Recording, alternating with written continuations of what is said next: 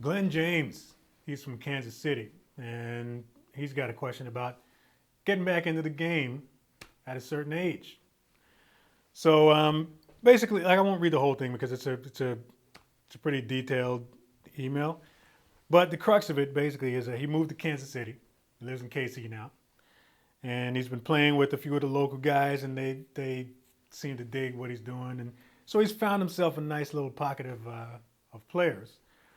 But he's been out of the game for a bit, pursuing other things and living life and having a career. But he's at the point now where he wants to get back to it. Now, he's 38 years old. So he's saying now, my question to you would be something like this. What would you say to someone of that age who hasn't reached the level of success and was hoping to get into playing and pursuing music as either a career or a worthwhile job, or second job, but wonders if it's too late? And he's wondering if he's too old to start again, or should you just give up and leave that stuff for the younger guys or girls? Thanks for any advice or perspective you can offer. Dude, first of all, I sympathize with you. And I sort of get the impression that you're asking a younger dude this question, but you're not. I'm 45. So first of all, you can smack yourself in the head for thinking that it's too late, because it's not. There's room in this game for any musician of any age at any time. We've been kind of conditioned to think that after a certain age, you're too old to get started. And it's just not true, man. I mean, the fact of the matter is, there are people of all ages making music somewhere. So, I mean, don't really concern yourself with whether or not you're too old to get back into it, because there's always people out there that you're going to be able to connect with. Now, your level of success in this game really depends on what your definition of success is. I mean, are you talking about big stages and tour buses and hotels and all that kind of stuff? Because, I mean, if you are, and you never reach that point, then you're going to think that you failed at this. But fact of the matter is, man, as long as you're playing and making money, then there's a certain level of success there, because it's not the easiest gig in the world to decide to play music for a living. And it's hard to not be discouraged by that fact. Trust me, man, I went through it a whole bunch of times. I left my full-time job to do this, and there's been plenty of times when I've wondered whether or not I did the right thing. And I mean, I didn't get my first, not that an endorsement is any kind of indication of any level of success, but I really didn't start to blow up until I hit 40. When I hit 40 years old, that's when everything started to happen for me. So up until then, man, I just been playing around town, meeting people, blah, blah, blah. And then things started to take off. But it didn't happen until like way later. My advice to you, man, would just be find your circle and just play at 100% in that circle. You know what I mean? If you got that group of guys that you're playing with and you're able to, play once a week, or you get a house gig somewhere, or you're playing on a regular basis, just make sure that you're always playing at 100% within that circle, because you never know who's going to be watching. The thing about this business, really, is that it's 100% based on two things: talent and recommendation. That's it. There's no resume you can fill out to play with anybody. You know what I mean? You just have to make sure that you keep your chops up, keep playing, keep practicing, and just when you get out there, just play at 100%, because you never know who's watching, right? The biggest gig I ever landed happened because somebody saw me playing with somebody else, and he asked them for my information. So my advice to you, man, would just be to just keep playing within your circle. You know what I mean? Always play at 100%, regardless of where it is that you're playing. And whatever's going to happen will come to you. It kind of sucks a little bit to think of it that way, but it's just the nature of the business. I mean, there's not a whole lot of auditions that you can get a hold of, and like I said, like there's no applications you can fill out to play with anybody. You just have to go out, you have to play, you have to meet people, and you just have to be seen, and that can turn into anything at any time, really. So don't worry about all that other stuff, man. Just continue to do your thing, and I can guarantee you something's going to turn out for you. Dustin's writing from Texas, and he has a question about electronic versus acoustic drums. So he's saying here, I've been practicing drums for about a year now, and recently came in to an electronic drum kit.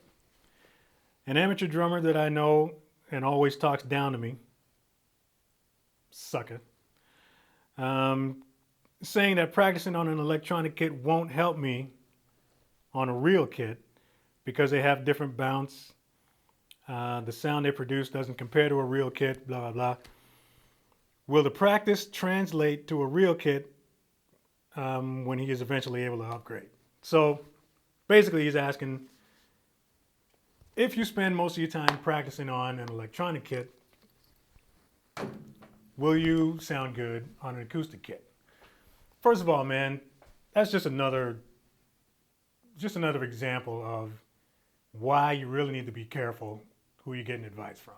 The most important part of learning in the beginning, you said you've been playing for about a year, so you're still super young at this. The most important part when you're first getting into it is getting the limbs happening, getting the coordination happening, all of that kind of stuff. The physical aspect of playing the drums is what's important. You're trying to develop the muscles that you need to develop in order to be successful when you're playing one of these things. So in that respect, it doesn't make any difference what you're practicing on. If you have an electronic kit that you can hook a pedal up to, the way you work that pedal on that little electronic pad down there is going to be the same as you would if you were sitting around a real kit. The way you're working your hands around it, everything's going to feel the same. So, I mean, all of the skills that you develop while you're practicing an electronic kit is totally going to translate when you get to real drums. It might take a tiny bit of adjusting because the drums are going to be larger and they're going to feel a little different to actually play on, but the physical foundation that you need is going to be there. The one thing that you're going to miss out on when you're practicing on an electronic kit are all the little fantastic, beautiful little nuances that you can do on these things, sounds that you can get these things to make that you just won't be able to do on an electronic kit. But the physical foundation, like I said, is what's important in the beginning. So you can still do all of your coordination exercises, all your sticking exercises, all of that kind of stuff on an electronic kit. You don't even have to turn it on in that respect. It's just a set of practice pads. Around here, like I don't know how it is where you're from, but in all of the music stores, all the major music store chains around here, they use electronic kits in the room. Like it's just more convenient, they're quieter, and but it doesn't affect what the student ends up learning.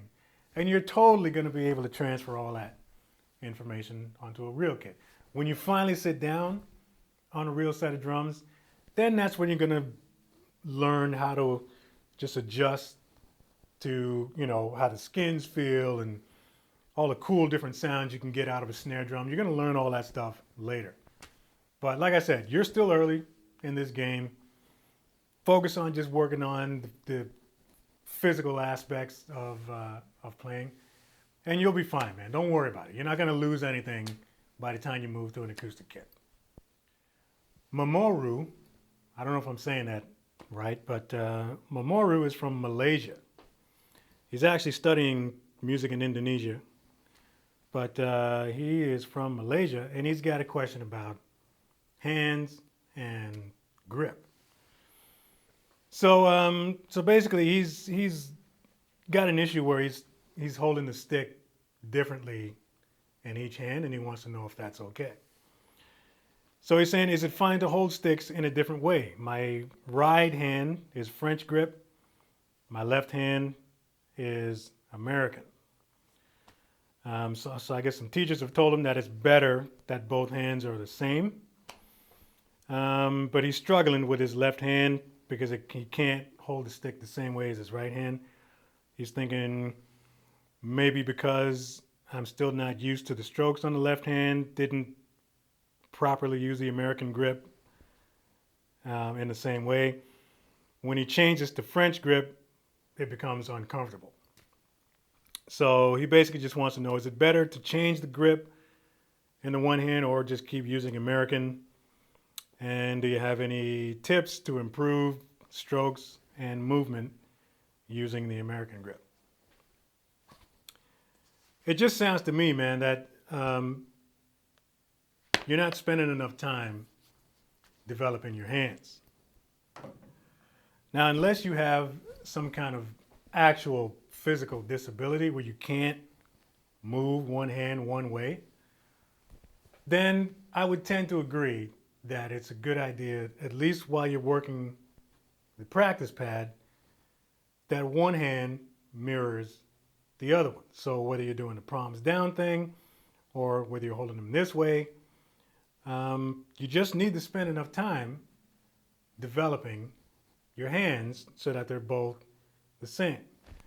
Now, I know it's kind of a weird, way to answer it, considering that when you use traditional grip, the traditional grip is way different than, any kind of match grip in the other hand. But in this case, when you're playing match grip, they call it matched for a reason. You want to be able to make sure that both hands are the same. So you really just need to spend more time working on that left hand.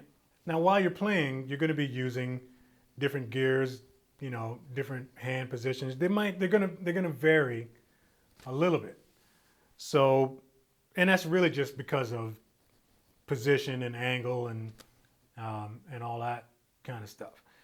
But when we're talking about working the practice pad, you don't want to get into the habit of, using one style of match grip in one hand and another style in the other hand. You just want to make sure to keep them nice and even. And that's more so for consistency when you're doing single strokes and double strokes and bounces and all that kind of stuff. They got to be even. They got to be the same. So, you really just need to spend more time working on that.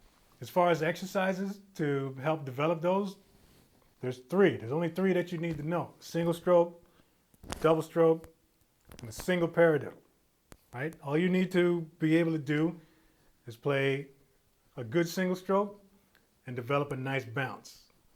So you got to practice your singles, you got to practice your doubles. And again, just make sure that they're both of your hands are doing the same thing. Palms down, palms facing each other, whatever you want to do. But whichever grip that you're working on at the time, just keep them consistent. While you're playing the drums, like I said, you're going to adjust according to angle. If your ride's up here, you're going to be doing one thing. But even that, that's more just hand position. I'm still employing the same grip, palms down. Just because they're not here anymore, I'm still, doing the same thing. And, my palm is really still facing the same direction. It's the same grip, just a different angle.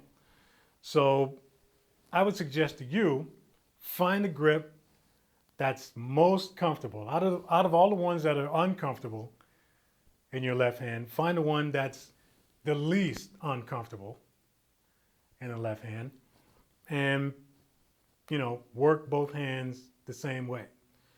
And make sure that when you do your exercises, you're working from the wrist, and then you also work them from the fingers. With the finger approach, your palms are going to be sort of facing each other like that. And then with the wrist, it's more like bouncing a tennis ball kind of thing. So I would say those are the only two that you really need to concentrate on. And just spend enough time working on those. But you got to develop your hands evenly. So that's my advice to you, man. I mean, it's a little weird that you're, doing one hand one way and one the other way, and hoping that you can get by like that. I mean, if you can, ultimately, whatever you sound like is what you sound like. As long as you sound good, it really doesn't matter. But as an instructor, I have to agree, and I have to tell you that it's always good to develop both hands evenly with the same grip. Thanks for your questions. Send them to askbeatdown@gmail.com, and we try to do this once a week. Like, subscribe. See you in the next video.